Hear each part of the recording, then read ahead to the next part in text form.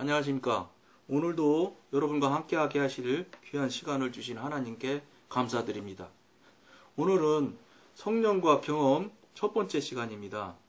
우리는 우리의 육체가 십자가에 못 박혔다는 것을 믿고 시인했습니다. 전에 시간에 이 얘기는 이미 말씀드린 얘기입니다. 그러니 이제는 경험의 문제로 시선을 돌릴 수 있습니다. 이제 경험의 문제로 시선을 돌려보겠습니다. 지금 경험을 강조해서 말하지만 여전히 우리가 그리스도와 함께 십자가에 못 박힌 사실을 굳게 잡고 있어야 됩니다. 하나님께서 우리를 위해 하신 일과 우리가 그 하나님의 완전한 일을 경험하는 것은 서로 구분은 되지만 분리는 될 수가 없습니다.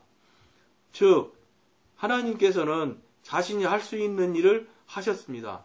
다음 문제는 우리가 하나님께서 이루어 놓으신 일에 대해 어떤 태도를 취하느냐는 것입니다. 하나님께서는 말로만이 아니라 실제로 우리의 육신을 십자가에 못 박으셨습니다. 하나님께서 우리를 위하여 이루어 놓으신 일을 믿고 의지적으로 선택한다면 그것은 우리 생활의 경험이 될 것입니다. 골로새서 3장 5절은 그러므로 이 땅에 있는 지체를 죽이라고 강권하십니다. 즉, 우리가 지체라고 하는 것은 여기서 말하는 지체는 자아를 얘기하는 거라고 봐도 틀리지 않습니다. 내가 알고 있는 경험, 또 자아를 그럼 구성하는 것이 뭐냐? 내가 알고 있는 경험, 내가 그동안 배운 지식, 또 내가 경험했던 모든 부분, 또 자기가 살면서 모든 것 나름대로의 다 정해졌던 일들, 이런 것들이 다 어떤 면에서는 자아고 그것들이 지체라고 지금 오늘 말하고 있는 지체라는 속에 들어갈 수 있다고 볼 수가 있겠습니다. 그래서 앞에 나오는 죽음은 그리스도 안에서 우리의 실제 위치를 말하는 것이고 우리의 뒤의 죽음은 우리의 실제 경험을 의미하는 것입니다. 오늘날 성도들의 실패는 이 두 죽음 사이의 관계를 바로 보지 못하는데 그 근본 원인이 있습니다. 어떤 이들은 죽음의 경험만을 강조하여 그들의 육신을 죽이려고 시도합니다. 따라서 그들의 육신은 그때마다 더욱 강하게 나타납니다. 즉 정리되고 처리되지 않은 상태에서 육신의 자기 자신이 자아가 육신을 계속 죽이려고 하면 육신은 강력하게 반발하기 때문에 정말로 더 강하게 자꾸 나타나게 됩니다. 그러므로 또 다른 사람들은 그들의 육신이 십자가상에서 그리스도와 함께 못 박혔다는 사실은 시인합니다. 그러나 이에 대한 실제적 경험을 추구하지 않는 잘못을 하는 경우가 있습니다. 이들 가운데 어느 누구도 육신을 십자가에 못 박는 일을 실제로 경험하여 자신의 것으로 삼을 수는 없습니다. 왜냐? 실제로 자기가 십자가에 못 박힌 적이 없지 않습니까? 그러니까 불가능하지요. 육신으로 하기 때문에, 자아로 하기 때문에 이거는 안 되는 일일 것입니다. 그러므로 여기 지금 믿음에 대한 얘기를 계속 하고 있으니 오늘은 나아만 장군 얘기를 여러분들도 잘 아는 제 얘기보다 성경 말씀을 한번 해드리고 싶습니다. 나아만 장군에 대한 얘기 여러분들이 너무 잘 알 것입니다. 나아만 장군이 그 당시 왔을 때는 이미 이스라엘을 점령한 점령국의 국방부 장관격이라고 그렇답니다. 그러면 점령을 당한 이스라엘 쪽에서는 얼마나 참 그 점령국의 국방부 장관이 병을 치료한다고 왔으니 그 성경에도 나오지 않습니까? 이스라엘 왕이 이 사람이 나를 죽이려고 그러는가 보다. 내가 무슨 힘이 있으며 능력이 있다고 병을 치료한다고 우리나라에 왔다고 하는가. 그러면서 막 안절부절 못하는 내용이 성경에도 있지 않습니까? 그런데 그 사람이 그거는 몰랐지요. 그 선지자한테 가서 그 병을 치료할 것이라는 거예요. 그런데 어쨌든지 간에 그 사람이 그런 대단한 사람이 와서 그 병 치료하려고 가지 않습니까? 가니까 그 선지자가 말하기를 뭐 대단한 뭐라고 그럴까 이미 점령국의 국방부 장관이니까 뭐 얼마나 높은 사람이겠습니까? 그런데 선지자라는 분이 나오지도 않고 엘리야라는 선지자 있는 것 같습니다. 그러니까 나오지도 않고 사환시켜가지고 겨우 가서 뭐 요단강에 가서 7번 몸을 씻어라. 이렇게 말만 전달했습니다. 그러니까 나아만 장군이 얼마나 화가 났겠습니까? 왜냐? 이 사람은 육신이니까요. 자아니까요. 감히 내가 점령국의 국방부 장관인데 이 나라 왕보다도 더 권력이 세고 권세자인데 나를 이렇게 대할 수 있는가? 물론 자기 현재의 현실은 문둥병자일 뿐입니다. 불쌍하고 참 어떻게 할 방법 없는 정말로 불쌍한 문둥병자임에도 자기 자신의 현실은 문둥병 환자임에도 불구하고 그것을 바라보는 것이 아니라 겉에 나타나고 내 현실에 있는 내가 지금 현 위치에 있는 점령국의 국방부 장관이라는 권력만 지금 앞세우고 있는 나아만 장군을 볼 수가 있습니다. 이런 경우는 절대로 성령님이 또 하나님이 움직이지 않으신다는 것을 여러분들이 꼭 알아야 됩니다. 그럼에도 불구하고 나아만 장군의 그 부하 중에 하나 지혜로운 사람이 있었지 않습니까? 장군님, 더 어려운 일을 시켰을지라도 하셔야 될 텐데 이거 겨우 가는 길에 요단강에 몸 7번 들어갔다 나왔다 하라는데 그걸 못할 이유가 뭐가 있겠습니까? 이 말에 지혜로운 부하를 둔 그 사유로 인해서 나아만 장군이 진짜 그 요단강에 7번 들어갔다 나왔다 해서 문둥병을 치료받은 것을 여러분들이 너무 잘 알고 계실 겁니다. 무슨 말씀이냐면 현실적으로 드러나고 나타나 있는 상황이나 형편으로 볼 때 그분 대단하신 분인 거 사실 아니겠습니까? 그런데 여러분들 생각에는 지금 물론 하나님의 은혜로 낫게 해주시면 맞지요. 더 가장 근본적인 본질적으로 봤을 땐 하나님이 낫게 해주시면 맞습니다. 그런데 그 하나님이 낫게 해주실 수 있는 방법을 간단하지만 그거를 그 지혜로운 부하 누군가가 가르쳐 준 것입니다. 즉 나아만 장군의 그 지혜로운 부하의 말을 들은 나아만도 지혜로운 것도 사실이겠지요.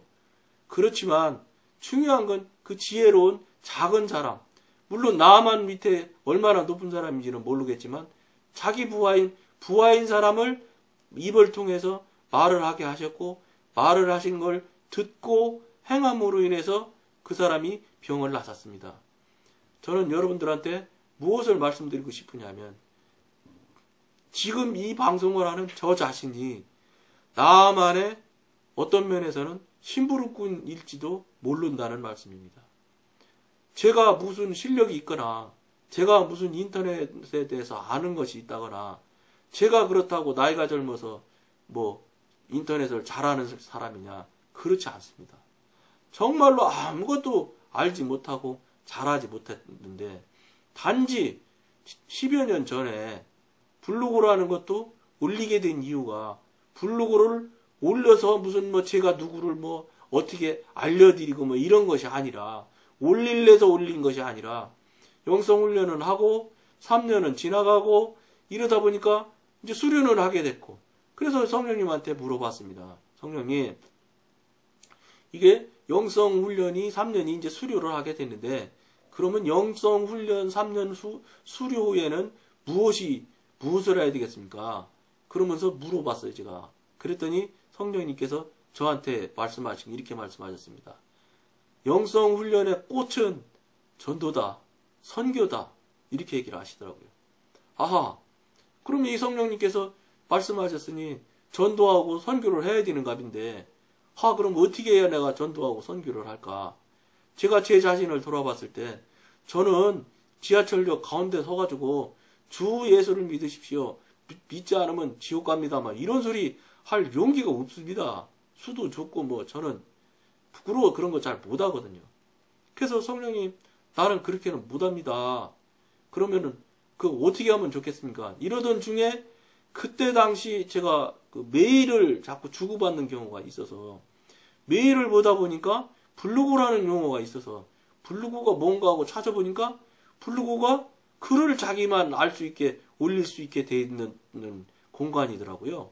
그런데 그 블로그를 비밀로 하면 아무도 못 읽어요. 자기만 읽을 수도 있는 기능이 있었습니다. 그 당시는.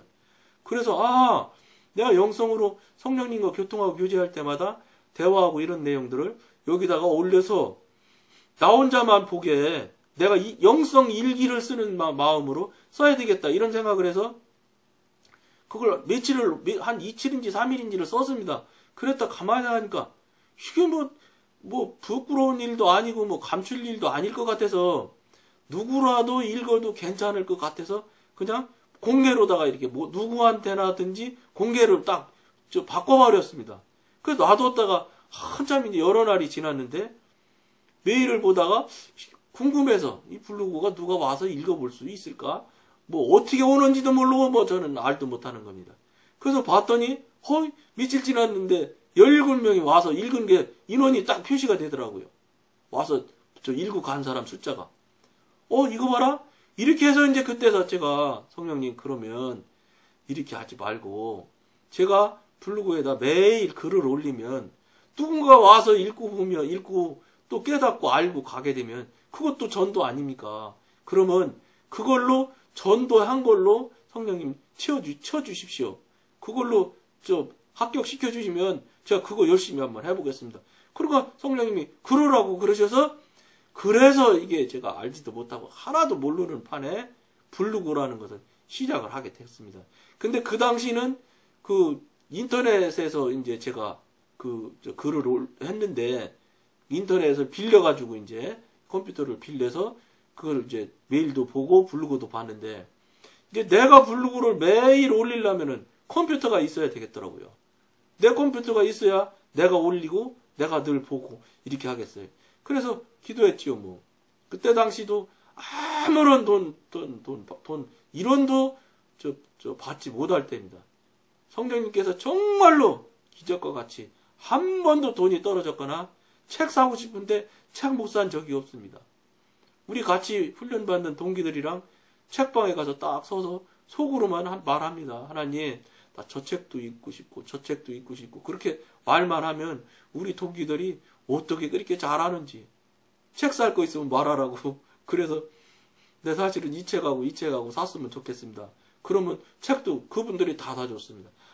한 번도 제가 먼저 말해서 도와달라고 한 적도 없고 다른 사람들이 먼저 이렇게 해주면 되겠냐? 이렇게 해줄까? 이렇게 하면서 3년 과정을 마치고 있는 과정이었습니다. 그러니까 당연히 컴퓨터 살 돈이 없죠. 그래서 하나님 노트북 하나 살 수 있게 돈 주시면 좋겠다고 그렇게 기도 드렸지요. 아무 말씀도 안 하셨어요.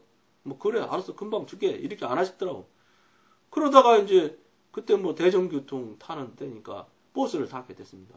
버스를 타는데 진짜 전에 한번 말씀드린 것 같습니다. 버스를 꽝 하고 부딪혀서 그냥 바로 기둥을 잡고 그냥 정신을 번쩍 차려서 뭐 저는 뭐 넘어지지도 않고 그냥 깜짝 놀란 정도로 끝났는데 버스 운전기사님이 문을 다 닫아버리고서 여러분 다친 사람이 있습니까? 뭐 그렇게 안 다쳤다고 다들 그러는데 이분이 문 딱딱 닫아버리고 얘기를 하는 겁니다. 여러분들이 나중에 후유증이 생겨서 문제를 삼으면 내가 시내버스 기사 해먹는데 굉장히 어려워진답니다. 그러니까 여러분들이 안 아프실지라도 다 병원 가서 엑스레이 찍고 다 해야 된다는 거예요. 그래가지고 할 수 없이 한 10명 된 것 같습니다. 쭉 가서 정형외과 가서 사진 찍고 뭐 엑스레이 찍는데 뭐 들어넣어라 엎드려라 뭐 왼쪽으로 굴러라 아이고 그거 힘들더라고요. 그러거나 어쩌거나 하는 숲지서 시킨 대로 다 했고 전화번호하고 이름 적어놓으라고 해서 전화번호하고 이름을 적었는데 그게 이제 보험에서 보험이 들어간 겁니다. 그래가지고 보험사에서 그냥 계속 전화가 옵니다. 빨리 이거 합의하고 끝내야 된다고. 그래가지고 뭐 그냥 그럼 뭐 얼마 줄라느냐고 그러면서 이제 이게 컴퓨터 사라고 그러시는가 싶은 생각도 제가 들은 적이 있습니다. 그래가지고 이야기하다가 그냥 해서 어쨌든지 돈을 받은 것이 130만 원인가를 받게 됐고, 그러다 보니까 딱 저 노트북 보니까 딱 그 돈이면 살 수 있겠더라고요. 그래서 뭐 사양을 제 마음에 드는 대로 좀 바꾸기도 하고 이렇게 했더니 150만 원인지 뭐 140만 원인지 어쨌든 한 20만 원 돈 더 쓴 것 같습니다. 그래서 노트북이 생겨났고, 그래서 그때부터 이 블로그를 올리게 된 겁니다. 그러다 보니까 그때는 엠파스를 하는데 나 올렸는데 인원이 막 어마어마하게 들어옵니다. 1년에 내가 제가 기억하기에 1년에 뭐 2년인지 얼마 만에 100만 명이 왔다 가더라고요. 그래서 이제 이 일을 전도 대신으로 계속 해왔던 사실이 있습니다. 오늘은 시간이 많이 갔으므로 여기까지만 말씀드리고 나중에 또 말씀드릴 계기가 되면 말씀드리겠습니다. 오늘도 감사합니다.